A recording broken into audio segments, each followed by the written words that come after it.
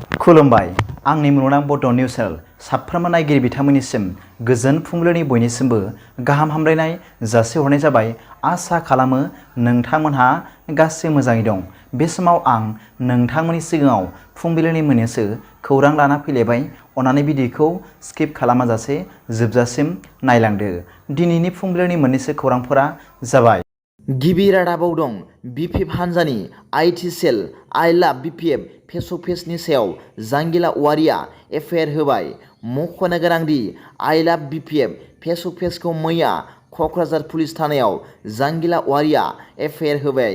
क'क्राझार जिल्ला दुलाराय बर' फरायसा आफादनि मावथि सोद्रोमा जांगिला औवारिखौ आइ लाभ BPF फेसबुक पेजआ समाजाव बाहायथावै गाज्रि राव बाहायना फोसावनायनि थाखाय बिथां जांगिला औवारिया सहायथावनो हायैनि थाखाय क'क्राझार पुलिस थानायाव FIR होबाय होनना खौरांगिरिफोरनि सिगाङाव फोरमायो। लोगोसे बेफोरबायदि समाजाव बाहायथावै गाज्रि राव बाहायना समाजखौ गुबुंले खालामनायनिफ्राय गोजानाव थानांगौ होनना बिथाङा खौरांगिरिफोरनि सिगाङाव फोरमायो। नैथि रादाबाव दं SI जुनुनि राभानि देरसिन बिदाया जिउ गोमाबाय। मिथिनो मोननाय बादिब्ला मैया बेलासि समाव GMCH एबा गुवाहाटी मेडिकेल कलेज एन्ड हस्पिटालाव SI जुनुनि राभानि बिदा देरसिन करुणा राभाया बे बुहुमाव गैलिया होनना मिथिनो मोन्दों। नाथाय मा जानायनि थाखाय बे बुहुमखौ GMCH निफ्राय नागारलांखो बेनि गुबै रादाबखौ मिथिनो मोननाय जायाखै। थामथि रादाबाव दं क'क्राझारनि प्रेस क्लाबआव बड'लेण्ड मुलुगसोलोंसालिनि जेंनाखौ लानानै एबसुनि खौरांगिरि मेल। बे खौरांगिरि मेलनि गेजेरजों बड'लेण्ड मुलुगसोलोंसालियाव 16 अक्ट'बरनिफ्राय 18 अक्ट'बरसिमनि गेजेराव फैनो गोनां नेशनेल एसेसमेन्ट एन्ड एक्रेडिटेशन काउन्सिलआ फैयाखिसै। बेयाव सोरनिबा खैसार थानो हागौ, जायनि थाखाय थिखानाय सम होसेयावबो NAAC नि टिमआ फैयाखै। बेराफारसे माब्ला फैनाय जागोन बेनिबो जेबो थि नटिफिकेसन गैया। मख'नो गोनांदि भाइस चेन्सेलर प्रफेसार डक्टर लाइसाम लावदु सिंहखौ बिबाननिफ्राय बोख्लायनांगौनि थाखाय 20 अक्ट'बराव सावरायनाया जेबो फिथाइ थायाब्ला एबसुआ गोख्रोङै सोमावसारफिनगोन। बड'लेण्ड मुलुगसोलोंसालियाव NAAC नि टिम फैनायखौ एबसुआ थाबैनो जानायखौ लुबैयो होनना खौरांगिरि मेलनि गेजेरजों फोरमायो। ब्रैथि रादाबाव दं मैया BPF नि राजबंशी सेलनि आफादगिरि मानगोनां दिपांकर राजबंशी बिथाङा खौरांगिरिफोरनि सिगाङाव फोरमायदों दि एबारनि बिसायख'थियाव दतमायाव UPPLआ 0 जागोन। फकिराग्रामाव अरुकुमार देआ राजबंशीफोरनिफ्राय मोनसेबो भट मोननाय नङा।